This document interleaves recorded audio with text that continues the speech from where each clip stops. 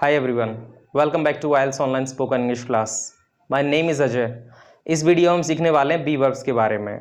B verbs क्या होती हैं और उनका क्या यूज़ हो सकता है सेंटेंस मेकिंग में। चलिए शुरू करते हैं। सबसे पहले हम जानते हैं बी वर्ब्स होती क्या हैं। तो बी वर्ब्स होती हैं is, am, are, was, were. इन सभी को हम बी वर्ब्स बोलते हैं। मतलब is, am, are, was, were be verbs होते हैं। हाँ, आपने सही सुना, सही सीख लिया। बी वर्ब्स क्या होती हैं? इज, एम, आर, वॉज, वर। अगर मैं बोलूं इज, एम, आर, वॉज, वर क्या होती हैं तो आप बोल दोगे बी वर्ब्स। बिल्कुल सही समझा आपने, आपने बी वर्ब्स सीख लिया। अभी हम इनका यूज देख लेते हैं। वैसे तो इनको दो कैटेगरीज में डिवाइड कर रखा है, सिंपल प्रेजेंट और सिंपल पास्ट में। पहले हम सीखने वाले हैं सिंपल प्रेजेंट को। सबसे पहले सिंपल प्रेजेंट की बी वर्ब्स इज, एम और आर हैं, तो इनको एक बार देख लेते हैं क्या यूज होता है। इज एक सिंगुलर वर्ब है और इसका हिंदी ट्रांसलेशन होता है और इज का यूज सभी सिंगुलर सब्जेक्ट्स के साथ होगा, जैसे he, she, it, this, that, Ram. इन सभी के साथ इज का यूज होगा। अभी देखते हैं हम एम। एम भी एक सिंगुलर वर्ब है और इसका हिंदी ट्रांसलेशन होता है हूं, और इसका यूज सिर्फ और सिर्फ आई के साथ होता है। वहीं हम देखते हैं आर की तरफ, तो आर है अपना प्लूरल वर्ब और इसका हिंदी ट्रांसलेशन होता है और इसका यूज होता है you, we, they, these, those, Ram and Shyam. इन सभी के साथ आर का यूज हो रहा है। आप यहां पे एक चीज समझ गए, जैसा सब्जेक्ट वैसी वर्ब। तो आपको जब भी सेंटेंस मेकिंग करना होगा तो आप बस ये चीज मेक श्योर कर लें कि सही सब्जेक्ट के साथ सही वर्ब लगाएं, और इसी को बोलते हैं सब्जेक्ट वर्ब अग्रीमेंट। इसी बात को आगे बढ़ाते हुए चलिए सीखते हैं अब सिंपल पास्ट की बी वर्ब्स को। सिंपल पास्ट की बी वर्ब्स हैं वॉज एंड वर। वॉज एक सिंगुलर वर्ब है जिसका हिंदी ट्रांसलेशन होता है था, थी, और वॉज का यूज होता है I, he, she, it, this, that, Ram. इन सभी सिंगुलर सब्जेक्ट के साथ वॉज का यूज होता है। अब देखते हैं वर को। वर एक प्लूरल वर्ब है और इसका हिंदी ट्रांसलेशन होता है थे, और इसका यूज सभी प्लूरल सब्जेक्ट्स के साथ होता है, जैसे you, we, they, these, those, Ram and Shyam. इन सब के साथ वर का यूज होगा। चलिए अब हम बात करते हैं कि इन सब्जेक्ट्स और इन बी वर्ब्स का यूज करके कैसे सेंटेंस क्रिएट कर सकते हैं। आइए देखते हैं। सेंटेंस मेकिंग की जब भी बात होती है तो हम सबसे पहले सीखते हैं अफर्मेटिव सेंटेंस बनाना। अफर्मेटिव सेंटेंस मतलब सिंपल सेंटेंस, सिंपल सेंटेंस या फिर साधारण वाक्य। देखिए, जब भी हम सेंटेंस मेकिंग करते हैं, क्योंकि डिफरेंट काइंड ऑफ सेंटेंसेस होते हैं इंग्लिश में, तो हमको हर एक सेंटेंस के लिए अलग अलग फॉर्मूला हमको लर्न करना पड़ता है। अब अफर्मेटिव के लिए यहाँ पे क्या फॉर्मूला है, चलिए उसे समझते हैं। सबसे पहले सब्जेक्ट, उसके बाद बी वर्ब्स, क्योंकि अभी हमने बी वर्ब्स जब पढ़ा तो हमने देख लिया कि सिंगुलर सब्जेक्ट के साथ सिंगुलर वर्ब का यूज हो रहा था और प्लूरल सब्जेक्ट के साथ प्लूरल वर्ब का यूज हो रहा था। तो सबसे पहले सब्जेक्ट, उसके बाद बी वर्ब और उसके बाद कॉम्प्लीमेंट। दरअसल कॉम्प्लीमेंट क्या होता है? पूरक। और पूरक मतलब जो सेंस या फिर अर्थ को पूरा करे। मतलब सब्जेक्ट और वर्ब से जो सेंस नहीं निकल रहा है सेंटेंस का, उसको पूरा करने के लिए कुछ अदर वर्ड्स का यूज करना पड़ेगा, और उन्हीं वर्ड्स को हम कॉम्प्लीमेंट बोल सकते हैं। लेकिन ऐसा भी होता है कि कॉम्प्लीमेंट को भी कहीं ना कहीं कुछ अदर कॉम्प्लीमेंट्स की जरूरत हो सकती है, या फिर एक्स्ट्रा इंफॉर्मेशन प्रोवाइड करने के लिए कुछ और वर्ड्स भी सेंटेंस में हो सकते हैं, तो उनको हम एटसेट्रा यानी ईटीसी के नाम से जानते हैं। अभी हम स्टार्ट करते हैं एग्जांपल्स। सेंटेंस मेकिंग में हमारे पास सबसे पहला सेंटेंस है, यह एक मार्कर है। यह मतलब दिस। दिस के लिए कौन सा बी वर्ब आएगा? इज। दिस इज, यह है।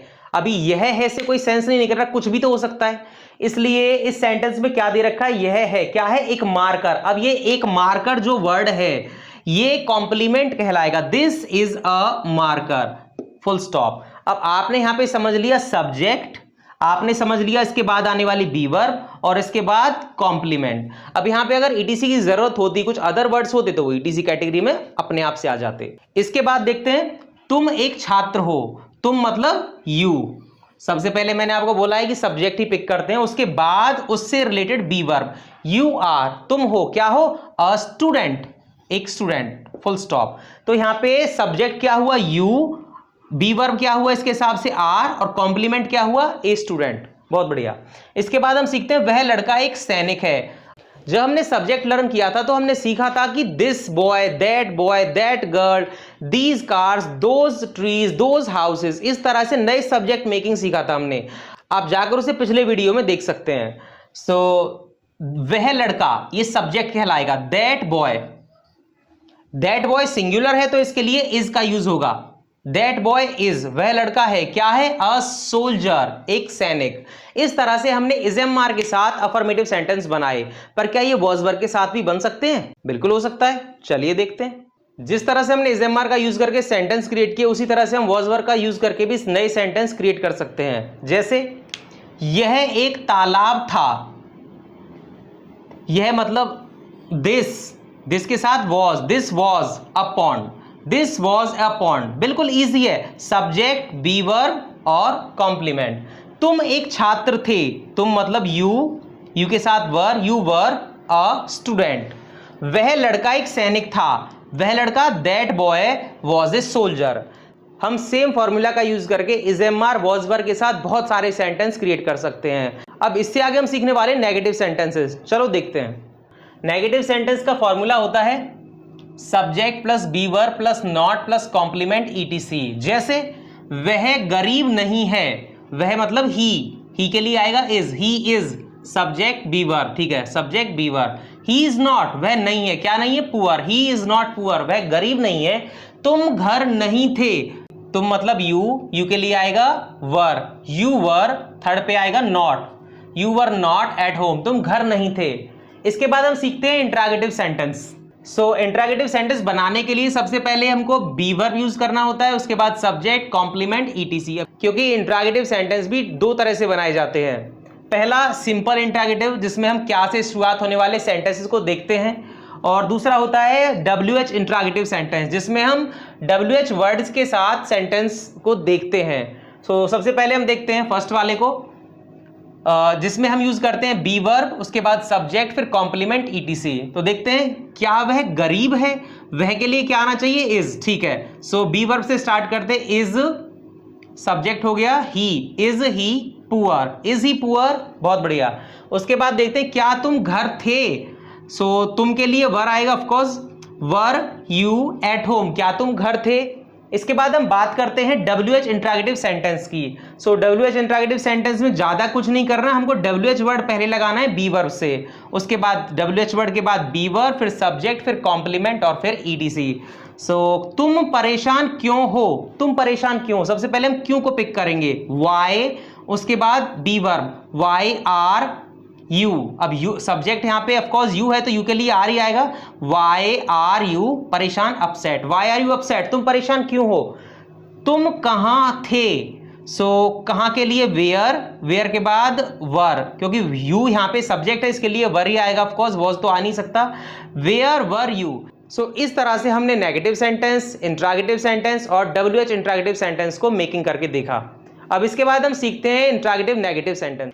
इंट्रोगेटिव नेगेटिव सेंटेंस लर्न करने से पहले हम जान लेते हैं कि is plus not, am plus not, are plus not, was plus not और वर प्लस नॉट का कॉन्ट्रैक्शन कैसा साउंड करता है, और ये जानना क्यों जरूरी है। हम अगर चाहें तो इनको बिना कॉन्ट्रैक्ट किए, एक साथ यूज किए भी सेंटेंस में यूज कर सकते हैं, सेंटेंस बना सकते हैं। लेकिन जब आपको स्पोकन करनी होती है तो आपको अपने वर्ड्स को कॉन्ट्रैक्ट करना पड़ता है, जिससे आप कम टाइम में कम वर्ड्स के साथ अपना सेंटेंस कन्वे कर सकें। सो इसलिए आप देखेंगे कि ज़्यादातर लोग जो भी स्पोकन इंग्लिश करते हैं, इंग्लिश में बात करते हैं, वो बहुत सारे वर्ड्स को कॉन्ट्रैक्ट कर देते हैं, इससे वो अपनी बात को बहुत शॉर्ट में प्रेजेंट कर देते हैं, इसलिए इनको सीखना बहुत ज़रूरी होता है। सो इज प्लस नॉट को बोलते हैं इजंट, एम प्लस नॉट को बोलते हैं एंट, आर प्लस नॉट को बोलते हैं आंट, वॉज प्लस नॉट को बोलते हैं वॉजंट और वर प्लस नॉट को बोलते हैं वरंट। वरंट नहीं बोलेंगे यहाँ पे, आर को बहुत ज़्यादा स्ट्रेस नहीं करेंगे।